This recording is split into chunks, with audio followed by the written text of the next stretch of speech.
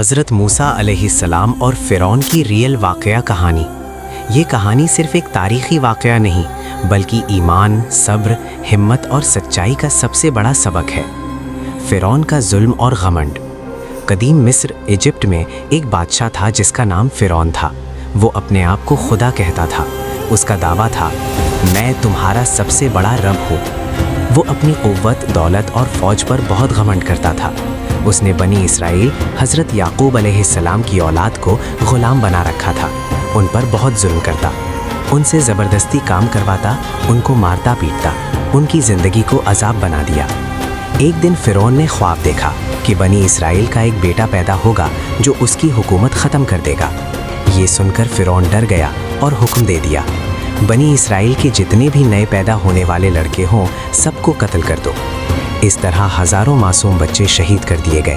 ماؤں کی گود اجڑ گئی مگر فرعون کا دل نہیں پگھلا۔ حضرت موسیٰ علیہ السلام کی پیدائش۔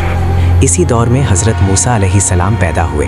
ان کی والدہ بہت پریشان ہو گئی۔ انہیں ڈر تھا کہ کہیں سپاہی ان کے بیٹے کو قتل نہ کر دیں۔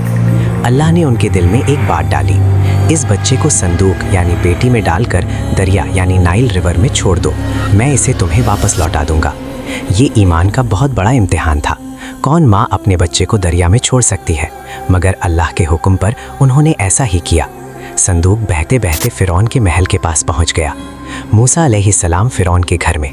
فرعون کی بیوی آسیہ رضی اللہ عنہا نے جب صندوق کھلوایا تو اس میں ایک خوبصورت سا بچہ دیکھا۔ ان کا دل بھر آیا۔ انہوں نے فرعون سے کہا، یہ بچہ میری اور تمہاری آنکھوں کی ٹھنڈک ہے، اسے قتل مت کرو۔ فرعون مان گیا۔ اس طرح جس کے ڈر سے فرعون بچوں کو قتل کروا رہا تھا وہی بچہ اس کے اپنے محل میں پلنے لگا۔ اللہ کا نظام دیکھو، جسے فرعون ختم کرنا چاہتا تھا اللہ نے اسے فرعون کے گھر میں ہی پالا۔ موسیٰ علیہ السلام کا بچپن اور جوانی۔ حضرت موسیٰ علیہ السلام دھیرے دھیرے بڑے ہوئے۔ وہ بہت طاقتور، ہمتی اور انصاف پسند تھے۔ ایک دن انہوں نے دیکھا کہ ایک مصری سپاہی ایک بنی اسرائیلی غلام کو ظلم سے مار رہا ہے۔ موسیٰ علیہ السلام کو غصہ آ گیا۔ انہوں نے سپاہی کو صرف ایک مکہ مارا مگر اسی سے اس کی موت ہو گئی۔ موسیٰ علیہ السلام گھبرا گئے، یہ غلطی انجانے میں ہو گئی تھی۔ کچھ لوگوں نے فرعون کو بتا دیا۔ فرعون نے موسیٰ علیہ السلام کو قتل کرنے کا پلان بنا لیا۔ اللہ کے حکم سے موسیٰ علیہ السلام مصر سے بھاگ کر مدین چلے گئے۔ مدین میں زندگی۔ وہاں موسیٰ علیہ السلام نے حضرت شعیب علیہ السلام کے یہاں کام کیا، شادی کی اور سالوں تک وہاں رہے۔ ایک رات واپس مصر جاتے وقت طور پہاڑ پر انہوں نے ایک روشنی دیکھی۔ وہاں اللہ نے ان سے کلام فرمایا اور ان کو نبی بنا کر فرعون کے پاس بھیجا۔ اللہ نے ان کو معجزے یعنی چمتکار بھی دیے۔ عصا یعنی لاٹھی سانپ بن جاتی، ہاتھ چمکنے لگتا۔ فرعون کے دربار میں موسیٰ علیہ السلام۔ موسیٰ علیہ السلام نے فرعون کے سامنے جا کر کہا، میں اللہ کا رسول ہوں، بنی اسرائیل کو آزاد کر دو اور ایک اللہ کی عبادت کرو۔ فرعون ہنس پڑا، میں تمہارا رب ہوں۔ فرعون نے جادوگروں کو بلایا۔ بڑے مقابلے کا دن طے ہوا۔ جادوگروں کا ایمان لانا۔ جادوگروں نے رسی اور لاٹھیاں پھینکی جو جادو سے سانپ جیسی لگنے لگی۔ موسیٰ نے اپنی لاٹھی پھینکی، وہ اصلی سانپ بن کر سب کچھ نکل گیا۔ جادوگر ترنت سجدے میں گر پڑے، ہم موسیٰ اور ہارون کے رب پر ایمان لاتے ہیں۔ فرعون غصے سے پاگل ہو گیا، اس نے جادوگروں کو سخت سزا دی۔ فرعون پر عذاب۔ فرعون نے پھر بھی بات نہ مانی۔ اللہ نے ایک کے بعد ایک عذاب بھیجے، طوفان، ٹڈی، جن، مینڈھک، خون، مگر ہر بار فرعون وعدہ کر کے پھر مکر جاتا۔ سمندر کا واقعہ۔ اللہ کے حکم سے موسیٰ علیہ السلام رات کے وقت اپنی قوم کو لے کر مصر سے نکل پڑے۔